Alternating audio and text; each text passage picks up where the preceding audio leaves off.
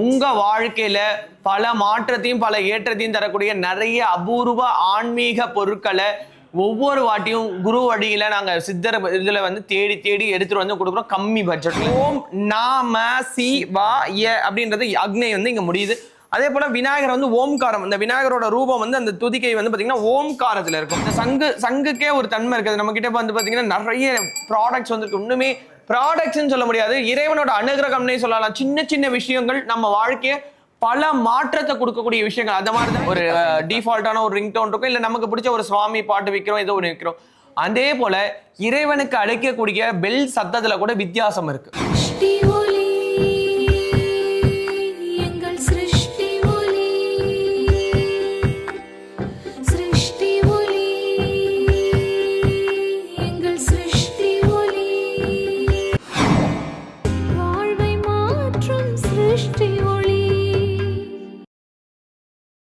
சிருஷ்டி ஒளி சொந்தங்கள் அனைவருக்கும் அன்பான வணக்கங்கள். இன்னைக்கு நம்ம சிருஷ்டி ஒளியில ஒரு அருமையான ப்ராடக்டை தான் பார்க்க போறோம். பூஜை அப்படின்னாலே நம்ம இல்லங்கள்ல செஞ்சாலும் சரி, இல்லை ஆலயங்கள்ல செஞ்சாலும் சரி, இந்த ஒரு பொருள் இல்லாம பூஜை நிறைவடையாது.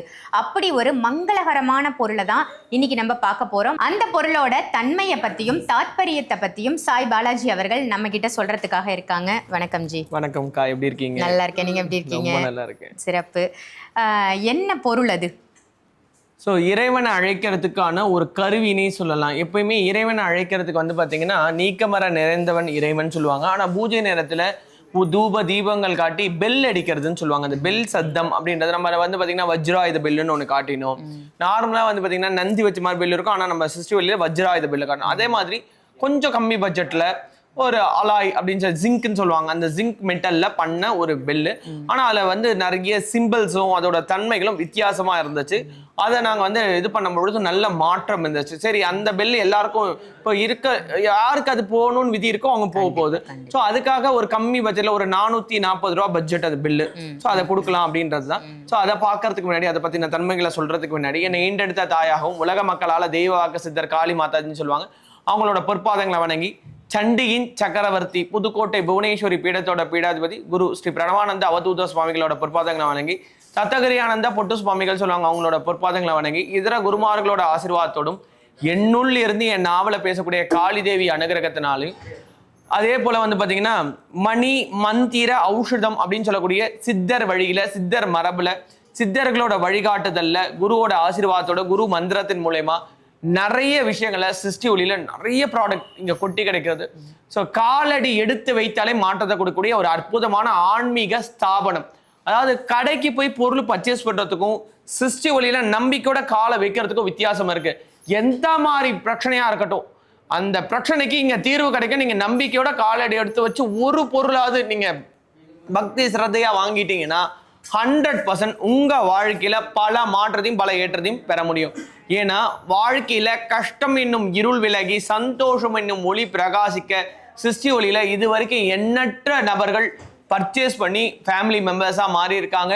நீங்களும் அவங்கள மாதிரி ஒரு ஆளா மாறணும்ன்றதான் என்னோட ஆசை. ஏன்னா புதுசா பாக்குறவங்களுக்கு தான் இந்த விஷயம். ஏன்னா ஏற்கனவே வாங்கி பயனடைஞ்சு நிறைய பேருக்கு ரெஃபர் பண்ணவங்களுக்கு இது தெரியும். சிருஷ்டி ஒளினாலே தரம், சிருஷ்டி ஒளினாலே நம்பிக்கை, சிருஷ்டி ஒளினாலேயே ட்ரிவன் பவர் இருக்கும்னு. எதனாலன்னா பொருளை வாங்கணும், கொடுத்தோம், வேலை முடிஞ்சிச்சுன்னு இல்லாம ஒவ்வொரு பொருளுக்கும் மெனக்கெட்டு மந்திர உரு கொடுத்து கிளென்ஸ் பண்ணி அந்த பொருள் நீங்க பூஜை பண்ணாலும் சரி பண்ணனாலும் சரி வச்சாலே போதுன்ற அளவுக்கு தான் நாங்க பண்ணியிருக்கிறோம். அதே போல உங்க வாழ்க்கையில பல மாற்றத்தையும் பல ஏற்றத்தையும் தரக்கூடிய நிறைய அபூர்வ ஆன்மீக பொருட்களை ஒவ்வொரு வாட்டியும் குரு வழியில நாங்க சித்தர் இதுல வந்து தேடி தேடி எடுத்துட்டு வந்து கொடுக்குறோம் கம்மி பட்ஜெட்ல. ஸோ அந்த வகையில இன்னைக்கு பார்க்க போகிறது ஜிங்க் அப்படின்னு சொல்லக்கூடிய மெட்டல்ல பண்ண ஒரு பெல். இந்த பெல் அப்படின்னும் பொழுது உங்களுக்கு வந்து பாத்தீங்கன்னா இந்த பெல்லோட தத்துவத்தை பத்தி சொல்லணும்னா ஒரு ஆலய மணி அப்படின்னு சொல்லுவாங்க. அந்த ஆலய மணின்ற பொழுது இப்போ ஒரு சர்ச் அப்படின்னு எடுத்தோம்னா அந்த சர்ச்சில் பெல் அடிச்சதுன்னா இதுவாயிடுச்சுன்னு சொல்லுவாங்க. அதே போல ப்ரேயர் டைம் ஆயிடுச்சு, ஸ்கூல்ல பெல் அடிச்சுட்டாங்க, உடனே எல்லாம் திரும்பி பார்க்காம ஓடுவாங்க. எதனால இட் குட் பி ஒரு அலர்ட் மாதிரி. இப்போ ஒரு பெல் அடிக்குது, ஃபயர் இன்ஜின் இது அப்படின்னு ஒரு அலர்ட் மாதிரி நமக்குள்ளேயே அது டிஃபால்ட்டா ஊறின ஒரு விஷயம். அதே மாதிரி கடவுள் கிட்ட நம்ம சொல்லக்கூடிய ஒரு விஷயம். இப்போ ஃபோன் பெல் அடிச்சா மட்டும் தான், ஏங்க உங்க ஃபோன் பெல் அடிக்குது என்னன்னு பாருங்க எடுங்க அப்படின்னு சொல்றோம். எதனால? அந்த ஃபோனுக்கு ஒரு ரிங் டோன் வச்சிருக்கோம். ஒரு டிஃபால்ட்டான ஒரு ரிங்டோன் இருக்கும், இல்ல நமக்கு பிடிச்ச ஒரு சுவாமி பாட்டு வைக்கிறோம், ஏதோ ஒன்று வைக்கிறோம். அதே போல இறைவனுக்கு அழைக்கக்கூடிய பெல் சத்தத்துல கூட வித்தியாசம் இருக்கு. ஸோ பிரம்மாண்டமான பெல் வச்சு டங்குன்னு அந்த சத்தம் கூட கொயின்னு அந்த சவுண்டு கேட்கும். ஸோ வைப்ரேஷன் சொல்லுவாங்க. அதனாலதான் நடராஜர் கையில ஒளி அதாவது டமருகம்ல இருந்து வரக்கூடிய சத்தமும் நெருப்பிலிருந்து வரக்கூடிய வெளிச்சத்தையும் தான் இந்த உலகம் அப்படின்றத காட்டினாரு. ஸோ மனிதனுக்குள்ளேயும் பஞ்சபூதத்தினால ஆனது. ஸோ மனிதனுக்குள்ளேயும் ஒரு சவுண்ட், இப்ப நம்ம பேசுறது காற்று உள்ள இதுவாகி சப்தமாக வெளியில வருது. அதோட ஃப்ரீக்வன்சின்னு பாத்தீங்கன்னா இருக்கும். அதே மாதிரி இதயம் துடிக்கிறத ஒரு இது வச்சு பார்த்தோம்னா அந்த இதுல சவுண்ட் கேட்க முடியும். டப்புல கேட்கும், ஈஸியில அந்த துடிப்பு போறது தெரியும். ஆனா நம்ம உடம்புல நமக்கு பார்த்தா தெரியாது. அதே போல அடிக்கக்கூடிய அந்த மணி சத்தத்திலையும் அதுல ஒரு மந்திர ஒளிகள் எழும்பி இறைவனோட இடத்துல போய் அது கொண்டு போய் சேர்க்கும். அதுக்கு நிறைய வழிகள் இருந்தாலும் இந்த ஜிங்க் அப்படின்ற ஒரு மெட்டல்ல பண்ணது, ஆனா நல்ல ஒரு வைப்ரேஷன் தரக்கூடிய சில சின்னங்களையும் சில எந்திரங்களையும் அதுல பொறிச்சிருக்கிறாங்க. அது என்னன்றதை நம்ம பார்த்துட்டு சொல்லலாம். நல்லாவே அது பார்த்தா உங்களுக்கு தெரியும். நான் காட்டுறேன். நான் சொன்னேன் இல்லக்கா, உங்க கையில அந்த எந்திரம் பதிச்ச இந்த சிம்பிள்ஸ் வச்சு அந்த பெல் பாருங்க. இதுல வந்து பாத்தீங்கன்னா அருவுருவமா சிவபெருமானோட அம்சம், இந்த கோடுகள் இருக்கு பாருங்க. ஆமா, லிங்க ரூபம். ஸ்வஸ்திக்கு வந்து விநாயகரோட வெற்றியை கொடுக்கக்கூடியது. அந்த 2 பேரோட இது வச்சிருக்காங்க இல்லைங்களா. அதுக்கு அடுத்து பாத்தீங்கன்னா விநாயகர் பாருங்க. நான் சொன்ன மாதிரி விநாயகர் ஏன் இந்த இடத்துல வந்து பாத்தீங்கன்னா ஸ்வஸ்திக்கு விநாயகர் வச்சிருக்காங்கன்னா, குபேரன் வந்து கிட்டத்தட்ட 800 வருடம் தவம் இருந்தா சிவபெருமான் கிட்ட இருந்து சங்க நிதி பதும நிதி வாங்குறாரு. குபேர மட்டும் இல்ல, மகாலட்சுமி. இப்போ கொடுத்தவன் பெரியவனா கொடுத்துட்டு இருக்கிறவன் பெரியவனான்னு கேட்டதா, கொடுத்தவனால தான் கொடுத்துக்கிட்டு இருக்கோம். இப்ப எனக்கு என் குரு வழியில ஞானம் பெற்றதுனால தான் நான் வந்து ஈஸியா ஷேர் பண்ண முடியுது. என் குரு எனக்கு அந்த ஞானத்தை கொடுக்கல, அந்த அம்பாள் எனக்கு அந்த கருணையை பொழியல அப்படின்னு சொன்னோம்னா, நான் எல்லார போலையும் சகஜமான ஒரு கபடியில போய் சகஜமான வேலைகளை பார்த்து சகஜமான ஒரு விஷயங்கள் தான் இருக்க போறேன். ஆனா ஒவ்வொரு மனுஷனுக்கும் ஒவ்வொரு தன்மைகள் உண்டு. ஸோ இதுல வந்து பாத்தீங்கன்னா ஒரு பக்கம் லக்ஷ்மி, ஒரு பக்கம் விநாயகர் இருப்பாரு. ஸோ மேல குபேரன் வந்து இருப்பாரு, கீழே வந்து லக்ஷ்மி இருப்பாங்க. ஸோ இந்த குபேரன் லக்ஷ்மிக்கு அப்படியே பாத்தீங்கன்னா இந்த லிங்கம் வடிவில் இருப்பாங்க. நான் சொன்னேன் இல்லைங்களா, அந்த லிங்கம் அந்த இது வந்து பாத்தீங்கன்னா இவர் வந்து பாத்தீங்கன்னா சிவ பெருமான் வந்து சுந்தரர் அப்படின்ற திருக்கோலத்துல தான் வந்து பாத்தீங்கன்னா 2 பேருக்கும் கொடுக்குறாரு. அவருக்கு இன்னொரு பேரும் இருக்கு, ஐஸ்வர்யேஸ்வரன் சொல்லுவாங்க. இன்னொரு பேர் வந்து பாத்தீங்கன்னா சொர்ண ஆகாஷ்ண பைரவர். இப்படி சிவபெருமானை வந்து எண்ணற்ற இதுல வந்து போட்டலாம். இந்த ஒளி எங்க இருந்து வருது அப்படின்னு கேட்டீங்கன்னா சிவபெருமான இடத்துல இருந்து தான் வருது. ஏன்னா இந்த பிரபஞ்சம் அப்படின்றது ஓம்காரம் அப்படின்ற விஷயத்துல இருந்து தான் வருது அப்படின்றத சிவபெருமான் தான் உணர்த்துறாரு. அதனாலதான் அந்த ஓம் நாம சி வா ய அப்படின்றது அக்னி வந்து இங்க முடியுது. அதே போல விநாயகர் வந்து ஓம்காரம். இந்த விநாயகரோட ரூபம் வந்து அந்த துதிக்கை வந்து பாத்தீங்கன்னா ஓம்காரத்துல இருக்கும். மேல வந்து எந்திரம் பதிச்சிருப்பாங்க. ஒரு பக்கம் வந்து பாத்தீங்கன்னா குபேரன் இருந்தாலும் இன்னொரு பக்கம் எந்திரம் இருக்கும்.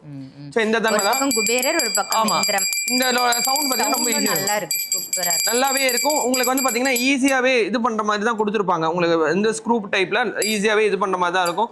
So easily handling. சின்ன குழந்தை கையில கொடுத்தா கூட பிடிக்கிறதுக்கு நமக்கு ஈஸியா இருக்கு. குழந்தை கையில கொடுத்து அடிக்கலாம் மாதிரி இல்லாம நம்ம இப்படி பிடிச்சு அடிக்க கூட காம்பாக்ட்டா. குட்டி பாப்பா இருக்கு வீட்ல, அந்த குட்டி பாப்பா கிட்ட கொடுத்தீங்கன்னா அது கூட அடிக்க முடியும். லைட்டாவே சவுண்ட் வருது. இந்த லைட் வெயிட்டா இருக்கிறதால நம்ம தூக்குறதும் ஈஸியா இருக்கு இல்லையா. லைட் வெயிட் அப்படின்னு நம்மளால ஈஸியா ஹேண்டில் பண்ண முடியும். அதே போல இது யாரும் எடுத்துட்டு போயிடுவாங்க நம்ம பயப்பட வேண்டிய அவசியம் இல்லை. ஏன்னா இது ஜிங்க் தான். ஸோ அதனால வந்து பாத்தீங்கன்னா இதோட தன்மைன்றது இருக்கும். நமக்கு தேவை அந்த சத்தம் மட்டும்தான்.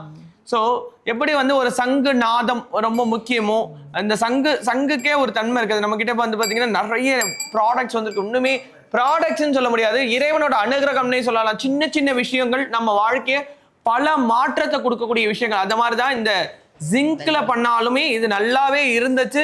ஸோ நாங்க இதுல வந்து பாத்தீங்கன்னா இது பண்ணி பார்த்தோம், கஸ்டமருக்கும் கொடுத்து ஃபீட்பேக் எடுத்தோம். ரொம்ப நல்லா இருக்கு சார், அந்த பெல் அடிக்கிறதுக்கும் இந்த பெல் அடிக்கிறதுக்கும் வித்தியாசம் இருக்குன்னு சொன்னாங்க. அது பாருங்க, நார்மலா சவுண்ட் கேட்டாலே உங்களுக்கு தெரியும். ஸோ நல்ல டிஃபரன்ஸ் இருக்கு.